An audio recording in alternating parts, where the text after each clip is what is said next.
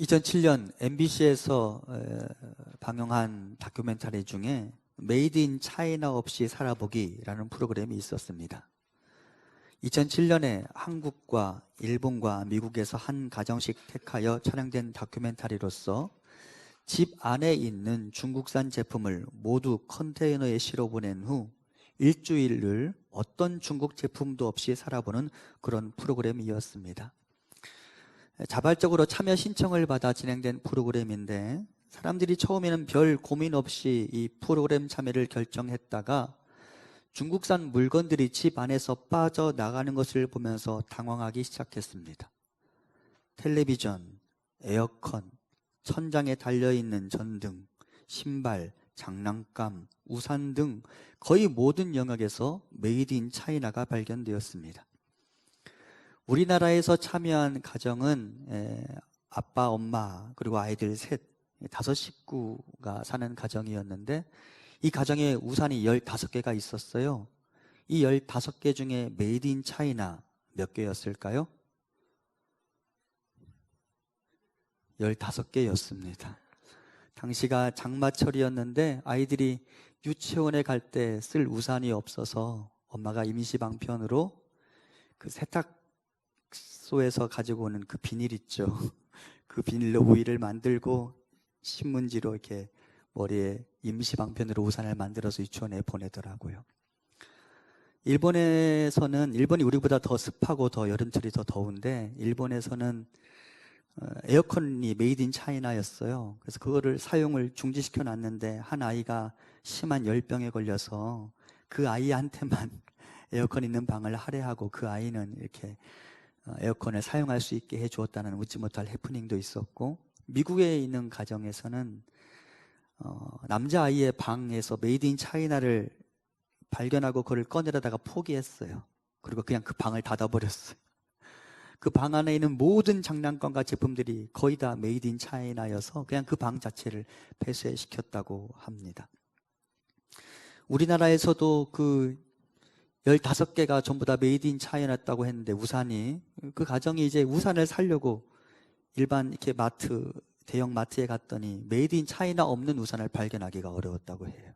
그래서 그만큼 전 세계적으로 중국산 제품 없이 살아가는 것이 불가능하다는 사실을 발견하게 된 그런 프로그램이었습니다. 그런데 이렇게 사실상 불가능하지만 고민하지 않을 수 없는 문제가 고린도 교인들을 괴롭히고 있었습니다. 다름 아니라 고린도 교인들을 괴롭혔던 것은 고기는 먹어야 하는데 우상과 상관없는 고기를 먹을 수 있느냐의 문제였습니다. 당시 도시에는 공식적인 도살장이 없었어요. 그러니까 사람들이 고기를 먹기 위해서, 시장에 유통되는 고기를 먹기 위해서는 어떤 고기를 먹어야만 하느냐? 고기를 다루는 곳이 신전밖에 없었기 때문에 일단 신전에 들어갔다가 나온 것을 먹을 수밖에 없었어요. 누군가가 제사를 드린다고 합시다. 그러면 그 제사에 사용된 고기는 크게 3등분으로 구별이 됩니다. 첫 번째는 제단 위에 올라가서 태워지는 것, 그리고 두 번째 3분의 1은 사제의 몫으로 주어지는 것, 그리고 나머지 3분의 1은 제사를 드렸던 내가 가져가는 것. 그런데 사제들이 아무리 고기를 좋아한다고 해도 사람들이 가져오는 고기마다 다 떼어서 그걸 다 먹을 수가 없잖아요. 그러니까 사제들의 몫으로 떼어졌던 것 중에 남은 것과, 또 내가 제사를 드렸지만 내가 그 고기를 다 소화할 수 없어서 남은 것들, 이것들이 시장에 유통되기 시작했습니다. 그래서 사람들이 시장에서 그 고기를 사 먹는 것이죠. 그러니까 시장에서 유통되는 모든 고기는 우상의 제단과 직간접적으로 연관성을 가지고 있었습니다.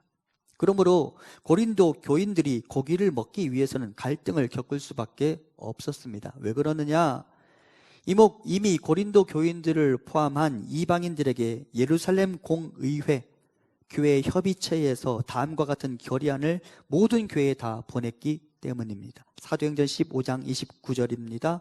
우상의 제물과 피와 목매어 죽인 것과 음행을 멀리할지니라. 이에 스스로 삼가면 잘 되리라. 평안함을 원하노라 하였더라. 뭘 멀리하라고 그랬어요? 우상의 제물을 멀리하라는 지령을 내려준 거예요.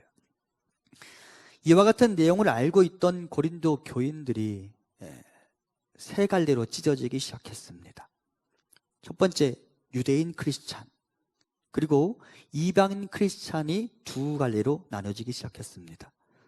첫 번째는 소위 좀 잘 믿는다고 말하는, 신앙의 연륜이 깊다고 말하는, 신앙에서 지식이 있다고 자부하는 이방인 크리스찬, 그리고 이제 막 신앙에 입문하여서 예수 그리스도 그리고 하나님이 나에게 있어서 유일하신, 온 땅 가운데 유일하신 하나님의 사실을 이제 막 입으로 고백은 했지만 아직은 신학의 경계선에서 조금 머뭇머뭇거리고 있는 또 다른 이방인 크리스찬, 이렇게 세 부류의 사람들이 이 우상에게 드려진 제물을 먹는 문제에 대해서 서로 대립하기 시작했습니다. 먼저 유대계 크리스찬들, 이들은 본래부터 그들이 가지고 있던 율법에 의하면 정한 음식과 부정한 음식이 나눠져 있잖아요. 그렇죠?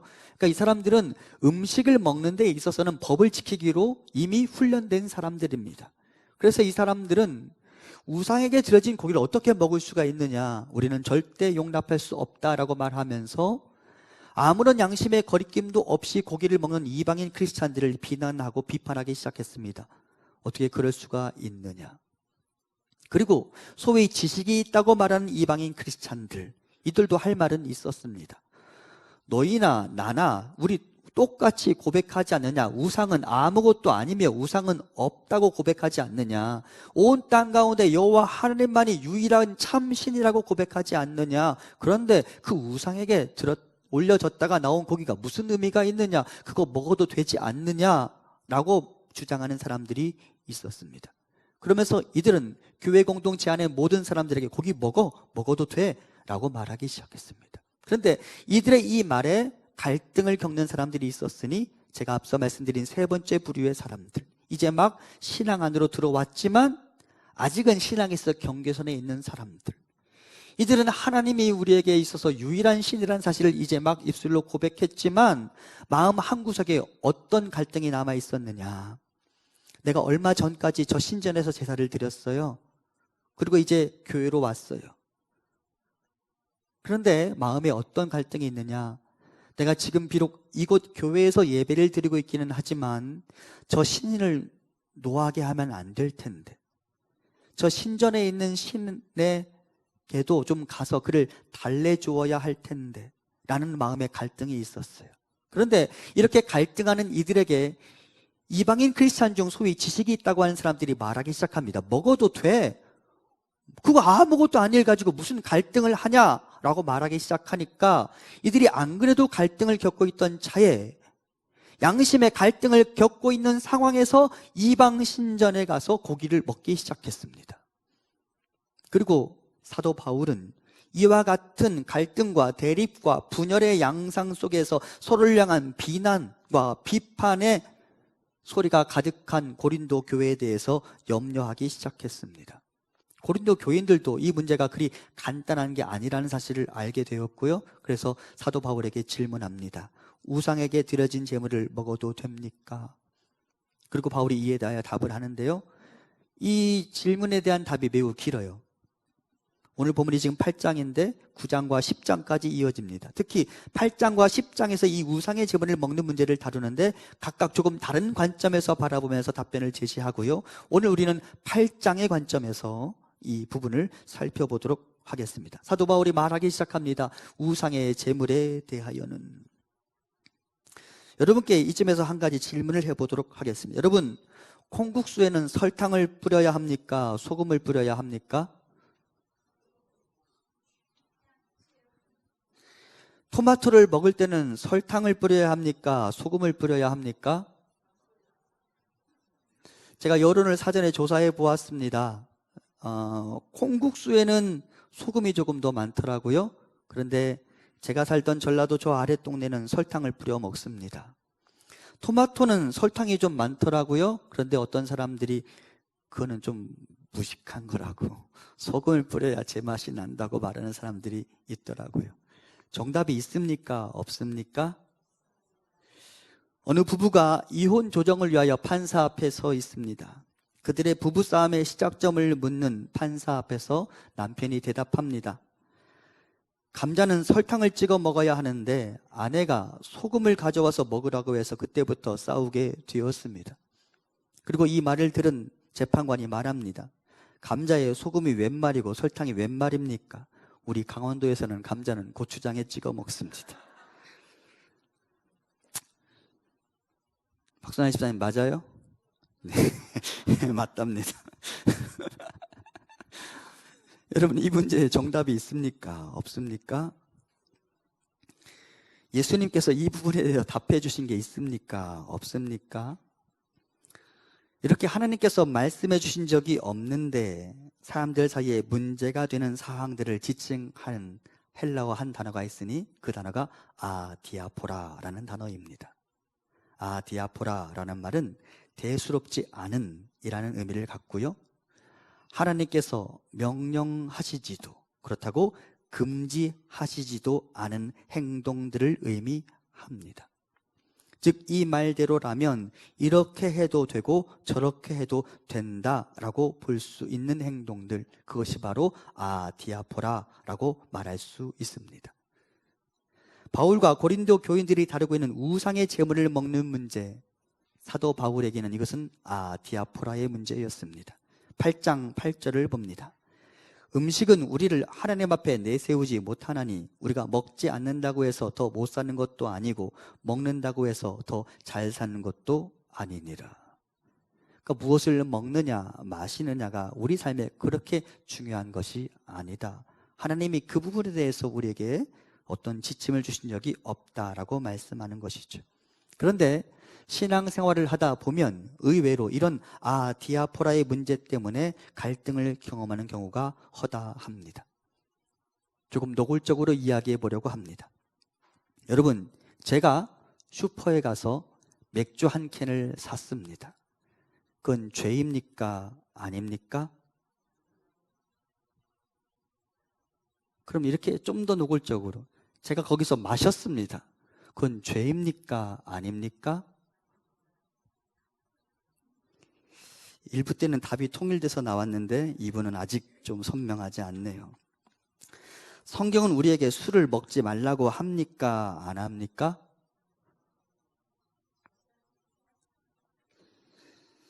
술을 마시지 말라고 했다면 노아가 마시고 취한 그것은 무엇이고, 예수님이 사람들과 잔치를 벌이며 마신 그것은 무엇입니까? 예수님이 가나의 혼인잔치에서 항아리에 가득 채워주신 그것은 무엇입니까? 100% 무가당 포도 주스입니까? 아니면 포도주입니까? 포도주예요? 포도주스예요? 포도주입니다.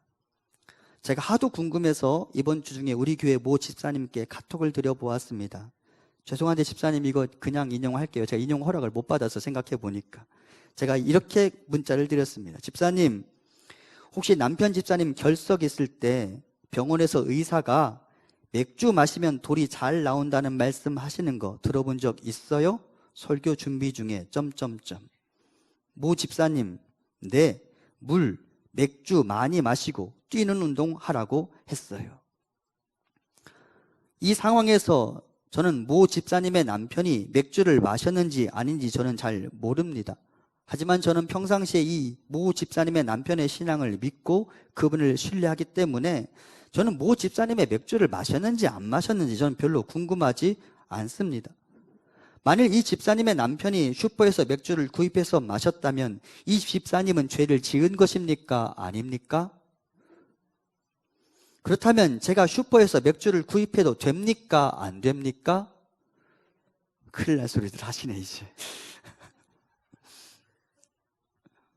하나님이 만드신 것은 모두 깨끗한 것이 아닙니까? 하나님 말씀 몇 구절을 제가 짧게 요약해 봅니다.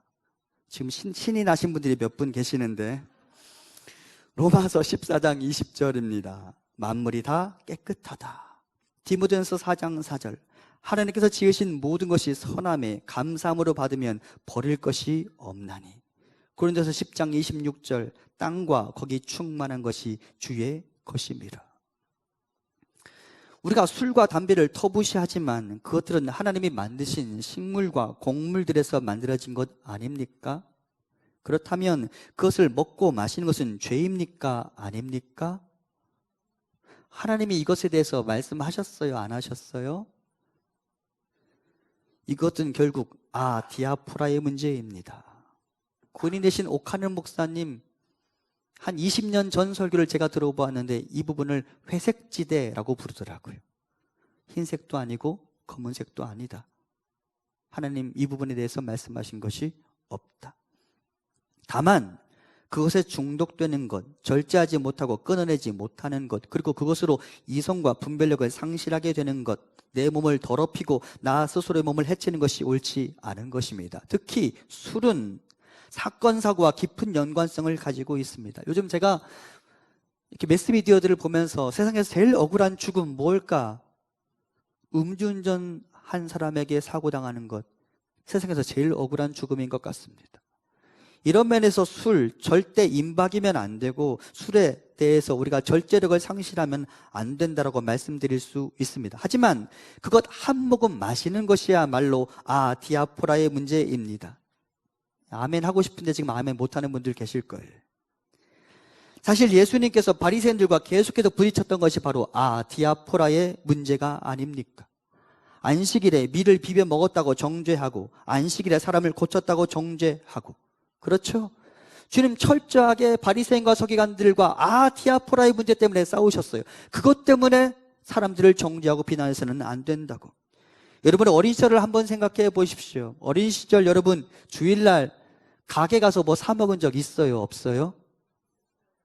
안 혼났어요? 여러분 여기 이 세대는 안 혼났을 수 있어요. 근데 우리가 어릴 때 다녔던 교회에서는 주일날 짜장면 사 먹으면 돼요? 안 돼요? 안 됐어요. 혼났어요. 주일날 가게 갔다가 혼났어요. 어떤 분 설교를 들어보니까 주일날 짜장면은 먹고 싶은데 어른들이 하도 하면 안 된다고 하니까 주일날 짜장면은 먹고 월요일날 가서 돈 갚았대요.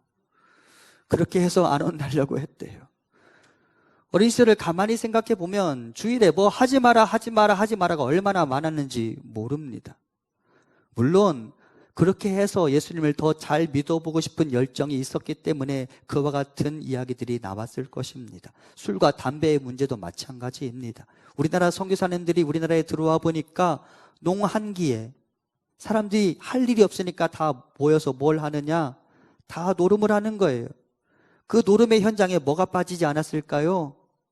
술과 담배와 심하면 여성들과 문란한 성행위를 하는 일들이 거기 안에서 그냥 빚어지고 있었던 거예요. 선교사님들이 그것을 용납해 둘 수가 없었어요. 특히 우리나라에 왔던 초창기 선교사님들이 청교도주의에 밀접한 관련을 가지고 있었던 분들인지라 그것을 금지했던 것이죠. 하지만 엄밀한 의미에서 보면 그것들은 다 디아포라의 문제입니다. 무엇을 먹느냐 마시느냐가 우리를 하나님 앞에 세우느냐 아니냐를 결정되는 게 아니라는 것입니다. 성경은 우리가 먹는 것의 문제를 어떻게 볼까요? 로마서 14장 17절 말씀 우리 함께 봉독해 봅니다. 로마서 14장 17절 시작. 하나님의 나라는 먹는 것과 마시는 것이 아니요 오직 성령 안에 있는 의와 평강과 희락이라. 로마서 14장도 오늘 본문과 유사한 주제를 다루고 있는데 성도들이 자꾸 먹는 것과 마시는 것 때문에 싸우니까 사도 바울이 편지를 보냈어요. 먹는 것과 마시는 것 가지고 싸우지 마. 하나님의 나라는 그런 것이 있는 게 아니야. 하나님의 나라는 성령 안에 있는 의와 평강과 희락이야 라고 권면하고 있는 것이죠. 성경은 먹는 것과 마시는 것과 관련된 문제들을 본질적인 것으로 간주하지 않습니다. 우상에 드려진 제물의 문제 또한 같은 방식으로 접근할 수 있습니다. 우상은 존재하지 않습니다. 세상에 다른 신은 없습니다. 다만 사람들의 신의 형상을 만들고 그것에 의존하고 그것에 얽매이며 살아갈 뿐입니다. 그런 면에서 우상 앞에 드려진 제물 또한 아무런 의미가 없습니다. 무엇을 먹는지가 중요한 게 아닙니다. 도리어 사람의 입으로 무엇이 들어가는 것보다 사람의 입에서 무엇이 나가는지가 더 중요하다고 우리 주님 말씀하시죠. 우리 함께 마태복음 15장 11절 같이 봉독합니다. 입으로 들어가는 것이 사람을 더럽게 하는 것이 아니라 입에서 나오는 그것이 사람을 더럽게 하는 것이니라. 아멘. 이런 면에서 고린도 교인들 중 일부 지식 있다고 말하는 사람들이 주장하는 것처럼 모든 것이 가하다라고 말하는 것은 한편으로는 옳다고 볼 수 있습니다. 그런 면에서 신전에서 유통되기 시작한 고기를 먹는 일은 금할 만한 일이 아니었습니다. 그리고 바울은 말합니다. 먹는 문제로 누군가를 정죄하지 말고 판단하지 말고 비난하지 말고 비판하지 말아라. 그것으로 그 사람을 실족하게 해서는 안 된다. 그 사람 하나님이 받아주신 사람이다. 로마서 14장 3절 같이 봅니다. 시작. 먹는 자는 먹지 않는 자를 업신여기지 말고 먹지 않는 자는 먹는 자를 비판하지 말라. 이는 하나님이 그를 받으셨음이라. 아멘. 이 말씀이 오늘 본문 고린도 교회를 향해 들려질 말씀이라고 볼 수 있습니다. 비본질적인 것을 가지고 비판하거나 정죄하지 마십시오. 다투지 마십시오. 각 사람의 양심에 맡기십시오. 주님께서 그 사람을 받아주셨습니다. 이쯤 되면 오늘 설교 듣기 잘했다, 오늘 교회 오기 잘했다 라고 생각하며 속으로 쾌재를 부르는 분들이 있을 수 있습니다. 하지만 설교가 여기서 끝나지 않으니 좀 더 들어주셨으면 좋겠습니다. 10절 말씀을 좀 고려할 필요가 있습니다. 10절 말씀을 고려할 때 고린도 교인들의 주장에는 신전의 제사에 참여하고 그 안에 머물면서 신전의 교제를 지속적으로 행할 자유까지 포함하고 있었습니다. 무슨 말이냐? 이 고린도 교인들, 소위 지식 있다고 말하는 이 고린도 교인들은 우상이 없다고 생각합니다. 그러니까 그 우상의 신전에 드나드는 일은 자기에게 아무것도 아닌 일이었습니다. 게다가 여러분, 당시의 신전은 신에게 와서 제사를 드리는 기능뿐만 아니라 그 신전 앞에 있는 마당은 당시에 결혼식이나 모든 가족 행사나 중요한 길드 조직의 미팅이나 사업상 필요한 미팅이나 다 거기서 이루어졌어요. 그러니까 신전과 상관없는 삶을 사는 게 가능해요? 불가능해요? 불가능했어요. 당시 사람들에게는. 그런 상황 속에서 고린도 교인들 중 일부 소위 지식 있다고 하는 사람들이 그 신전을 자유롭게 드나들면서 어떤 것까지 자유를 외치기 시작했느냐? 저 신 아무것도 아닌데 라고 말하며 그 신의 제사에도 그냥 사람들과 같이 참여했어요. 그리고 그것을 소위 믿음이 없다라고 하는 사람들이 보기 시작했습니다. 8장 10절입니다. 지식인은 내가 우상의 집에 앉아 먹는 것을 누구든지 보면 그 믿음이 약한 자들의 양심이 담력을 얻어 우상의 제물을 먹게 되지 않겠느냐. 바울은 이와 같은 장면을 보고 실족하게 될 연약한 사람들, 이제 막 신앙 안으로 들어와 여호와 하나님만이 유일한 신이라는 사실을 인정하게 되었지만 자칫하면 그 신앙이 무너져 내릴 가능성이 높은 사람들을 고려해야 한다라고 주장하기 시작합니다. 믿음이 약한 사람들은 우상의 신전에 머물며 우상에 참여하는 사람, 우상의 제물에 참여하는 사람들을 보고 자신들도 그와 같은 행동에 참여해야만 한다라는 강박관념을 갖게 되었습니다. 하지만 그들은 소위 지식 있는 자들의 행동에 참여하면서 객관적으로 존재하지 않지만 자신의 마음속에 존재하는 우상에 대한 생각을 떨쳐버릴 수 없게 되었습니다. 그들은 신의 제사에 참여하고 그 음식을 먹음으로 신을 달래고 신의 노여움을 면하자는 생각을 완전히 떨쳐버리지 못한 사람들이었습니다. 바울은 이와 관련하여 소위 지식을 가진 자유한 사람들이 그 연약한 사람들을 걸려 넘어지게 만들면 안 된다라고 이야기합니다. 오늘 본문 9절부터 11절까지를 제가 다시 봉독합니다. 그런즉 너희의 자유가 믿음이 약한 자들에게 걸려 넘어지게 하는 것이 되지 않도록 조심하라. 지식인은 내가 우상의 집에 앉아 먹는 것을 누구든지 보면 그 믿음이 약한 자들의 양심이 담력을 얻어 우상의 제물을 먹게 되지 않겠느냐. 그러면 내 지식으로 그 믿음이 약한 자가 멸망하나니 그는 그리스도께서 위하여 죽으신 형제라. 자칫하면 믿음이 연약한 그 사람들은 신앙을 버리고 우상 숭배의 자리로 돌아갈 수 있는 사람들이었습니다. 그래서 사도 바울은 우리가 그들을 철저하게 배려해야 된다고 말하며 자신의 자유를 행함에 있어서 우리가 매우 신중한 태도를 보여야 한다고 말하며 자기 자신에 대해서 이렇게 결정합니다. 본문 13절을 같이 봉독합니다. 그러므로 만일 음식이 내 형제를 실족하게 한다면 나는 영원히 고기를 먹지 아니하여 내 형제를 실족하지 않게 하리라. 아멘. 여기 실족하다, 걸려 넘어뜨리다 라는 말이고 여기에서 우리가 아는 스캔들이라는 단어가 왔어요. 나는 나의 자유로 어떤 사람도 걸려 넘어지도록 하지 않을 것이다 라고 이야기합니다. 자, 그러면 질문해 봅니다. 이 본문 이전까지의 사도 바울은 신전에서 고기를 먹었을까요? 안 먹었을까요?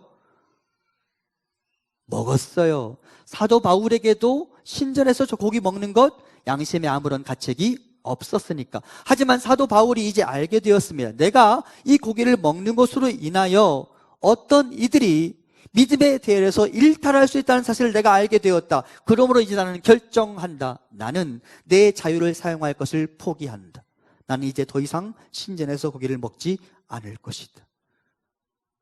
그리고 바울은 누구든지 자신의 자유라는 명분으로 믿음이 약한 사람들의 스캔들이 되어서는 안 된다라고 가르칩니다. 다시 예를 들어 봅니다. 제가 술을 마시는 것은 디아포라의 문제이기 때문에 제가 토요일 날 제 가족들과 함께 여기 어디 근처 치킨집에 가서 맥주 한 잔을 시켜놓고 치킨을 먹고 있습니다. 지나가던 여러분이 제가 맥주를 마시는 것을 보았습니다.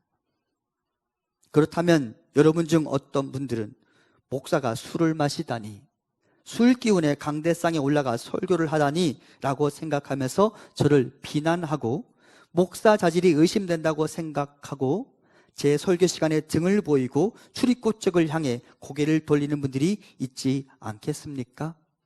저 실제 새벽에 이렇게 꿈꾸는 내용 중에 하나가 제가 들어왔는데 여러분들이 저쪽을 다 바라보고 있는 거예요. 저는 여기 있는 여러분들이 전부 다 저쪽을 바라보는 꿈을 종종 꿉니다. 이은경 집사님 저쪽 바라보고 있더라고요. 제가 술을 마시고 있다면, 여러분들이 그것을 봤다면, 여러분들이 주일날 와서 이 시간에 제 설교를 듣는데 은혜가 되겠습니까? 안 되겠습니까? 여기서는 되겠다고 말하면 안 되겠죠? 안 되겠죠. 그래서 여러분, 저는 지금도 술을 마시지 않으며 앞으로도 마시지 않을 것입니다. 저에게 이 영역은 디아포라의 문제입니다. 해도 되고 안 해도 되는 영역입니다. 회색지대입니다. 하지만 저는 그렇게 하지 않을 것입니다. 저에게 아무리 자유가 있다 하더라도 저는 그렇게 하지 않을 것입니다. 왜? 혹여 목사인 제가 저의 자유로 선택한 그 행동 때문에 누군가를 실족하게 만들 수 있기 때문에. 일부 예배 때 어떤 성도님이 저한테 그랬어요. 집에 가서 몰래 마시라고.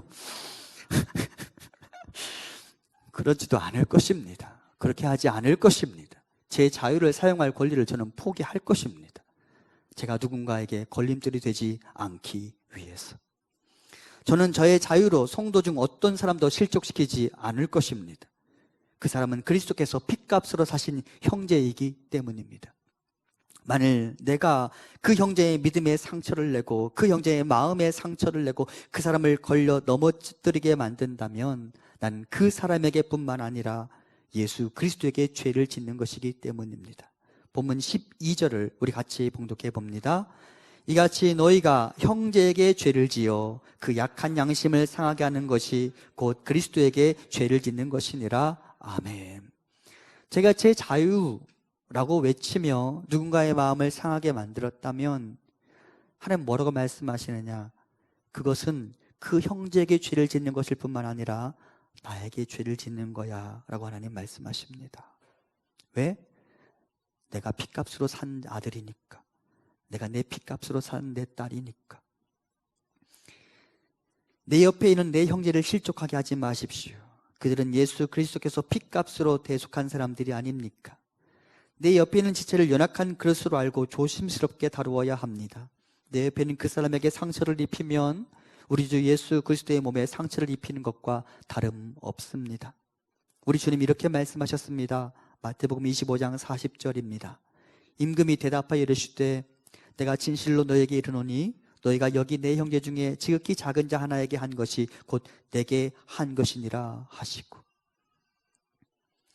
내 옆에 있는 사람에게 어떻게 행동하느냐, 그건 철저하게 나와 상관이 있어.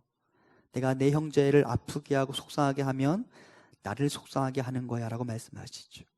이것을 가장 잘 보여주는 장면이 우리 주님이 사도 바울을 부르시는 장면에서 발견됩니다. 사도행전 9장 4절입니다. 사울아 사울아 내가 어찌하여 나를 박해하느냐 하시거늘. 여러분, 사도 바울이 예수님을 박해한 적이 있어요, 없어요? 없어요. 사도 바울은 예수님을 박해한 적이 없어요. 그런데 사도 바울이 예수 믿는 사람들을 박해했죠. 그리고 그런 사도 바울을 향하여 우리 주님 말씀하십니다. 사울아 사울아 어찌하여 내가 나를 박해하느냐. 주님은 내 옆에 있는 그 지체의 아픔을 자신의 아픔으로 여기시는 분이시기 때문에 이와 같이 말씀하실 수 있는 것입니다. 그러므로 내 옆에 있는 지체를 사랑하는 마음으로 그를 위하여 나의 권리와 자유를 포기하고 그의 믿음을 지켜줄 수 있어야 합니다. 그의 양심을 지켜줄 수 있어야 합니다. 주님 우리에게 말씀하십니다. 형제를 사랑하는 마음으로 너 자신의 권리를 포기하고 절제하는 것이야말로 아름다운 것이라고. 그러므로 성도님들께 이렇게 말씀드리고 싶습니다. 이것을 먹으면 죄인가 아닌가 그런 것 때문에 고민하지 않았으면 좋겠습니다. 나의 삶과 나의 판단과 나의 결정으로 내 옆에 있는 사람들이 살아날 수 있느냐, 내 옆에 있는 사람들이 위로를 받을 수 있느냐, 나의 삶과 나의 결정으로 하나님이 영광 받을 수 있느냐, 이것이 우리의 관심사였으면 좋겠습니다. 아멘. 좀 더 크게 해볼까요? 아멘. 무엇을 먹느냐 마시느냐 그 정도 문제에 얽매이면서 이거 마시면 큰일 나는데 라고 갈등하면서 살아가는 인생이 아니라, 디아포라의 문제 때문에 고민하는 자들이 아니라 하나님은 무엇을 더 좋아하실까, 하나님 나에게 무엇을 원하실까에 더 관심을 기울이고 나의 삶과 나의 행동과 나의 결정으로 내 옆에 있는 지체를 일으켜 세워주는 일, 그것에 우리의 관심이 머물기를 간절히 소망합니다. 지금까지 살펴본 것처럼 고린도 교인들 중 지식을 가진 이들은 자신의 지식과 자유와 권리를 주장하면서 어떤 음식이든 먹어도 된다고 생각했고, 도리어 음식 때문에 어려워하는 이들의 어리석음을 조롱했습니다. 하지만 바울은 그들에 대해서 이렇게 이야기합니다. 본문 1절을 우리 같이 봉독합니다. 우상의 재물에 대하여는 우리가 다 지식이 있는 줄을 아나 지식은 교만하게 하며 사랑은 덕을 세우나니. 그래, 너희들에게 지식이 있구나, 인정해 줍니다. 하지만 사랑 없는 지식은 우리를 교만으로 이끌고 사랑 없는 지식은 누군가를 상처내게 된단다 라고 말하며 너희의 지식에 사랑을 더해야 한다고 이야기합니다. 그래서 사도 바울이 고린도전서 13장 13절에서 그 중에 제일은 사랑이라고 말하는 건 우연이 아니에요. 고린도서 전체 안에 계속해서 이 주장이 지금 흐르고 있는 거예요. 여러분, 사랑 없는 지식은 위험합니다. 사랑 없는 지식은 울리는 꽹과리와 같을 뿐입니다. 고린도서 13장 1절부터 3절까지입니다. 내가 사람의 방언과 천사의 말을 할지라도 사랑이 없으면 소리나는 구리와 울리는 꽹과리가 되고, 내가 예언하는 능력이 있어 모든 비밀과 모든 지식을 알고 또 산을 옮길 만한 모든 믿음이 있을지라도 사랑이 없으면 내가 아무것도 아니요, 내가 내게 있는 모든 것으로 구제하고 또 내 온몸을 불사르게 내어줄지라도 사랑이 없으면 내게 아무 유익이 없느니라.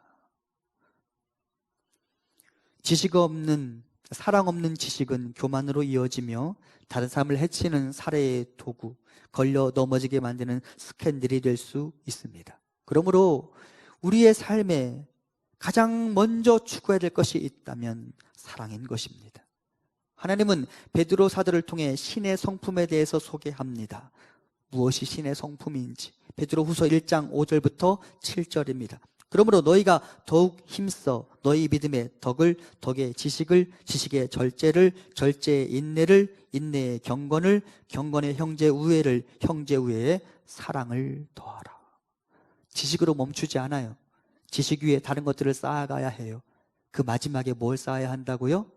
사랑을 더해야 한다고 말합니다. 지식에 사랑이 더해져야 합니다. 그래야 그 지식으로 나는 그 사람을 일으켜 세워줄 수 있습니다. 어느 누구도 나의 지식과 자유만을 주장하다가 사랑과 분별력과 절제 없이 행동하다가 하나님의 사랑하는 그 사람에게 상처를 주어서는 안 됩니다. 유명한 신학자 어거스틴은 이단 논쟁 중에 이런 유명한 말을 남겼습니다. 우리 함께 읽어볼까요? 시작. 본질적인 것에는 일치를, 비본질적인 것에는 자유를, 그리고 모든 것에는 사랑을. 아디아포라, 비본질적인 것에는 뭐를? 자유를. 그렇죠? 자유를. 예, 맞아요. 그런데 여기서 끝나지 않아요. 여기서 끝나면 이것 때문에 누군가가 실족할 수 있어요. 그래서 뭐라고 말하느냐? 그리고 모든 것에는 무엇을? 사랑을. 예, 이게 있어야 한다고 이야기하는 것이죠. 이것이 바로 우리가 교회 공동체 안에서 기억해야 할 메시지입니다. 설교를 준비하면서 이찬수 목사님이 오늘 본문의 설교는 아닌데 다른 본문의 설교에서 다음과 같은 예를 드는 것을 들었습니다. 참 적절하다는 생각이 들었습니다. 이찬수 목사님이 여름이면 아이스 커피 마시는 그것을 즐겨 하셨다고 합니다. 출근해서 그 아이스 커피 마시는 그 기쁨 때문에 일찍 교회에 출근한 적도 있었다고 합니다. 그런데 커피라는 것이 목사들에게 그리 좋은 식품만은 아닙니다. 특히 목사처럼 성대를 많이 쓰는 사람들에게는 커피는 그리 몸에 좋은 것이 아닙니다. 어느 날 이찬수 목사님이 목이 좀 불편해지는 것을 느끼면서 이런 생각을 하게 되었다고 합니다. 내 온몸이 커피를 원해도 내 몸의 한 지체인 성대가 그것을 거부한다면 나는 커피를 거부해야 한다. 다른 모든 지체들이 내 성대를 위해 자신의 즐거움을 내려놓아야 한다. 맞아요? 틀려요?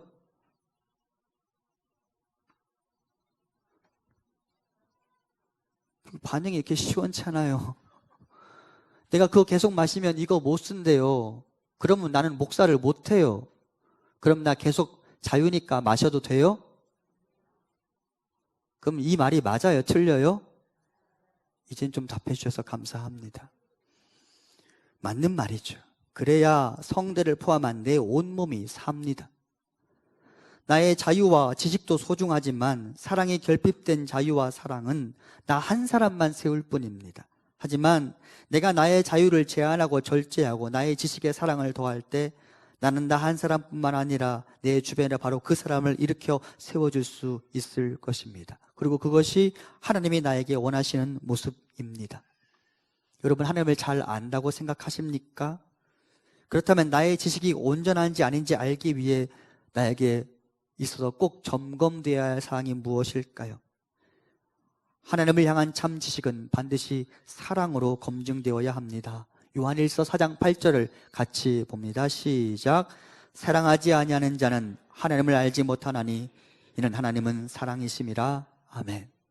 내가 아무리 하나님을 안다라고 말해도 나의 안에 사랑이 없으면 나는 하나님을 모르는 것과 똑같다라고 하나님 말씀하십니다.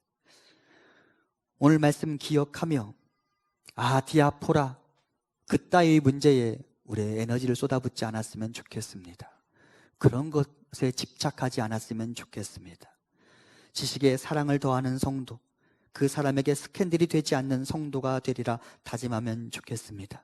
그리고 비본질적인 것으로 인한 갈등을 멈추고 비난과 정죄 대신 관용과 사랑을 보이는 우리 공동체가 될 수 있기를 간절히 소망합니다.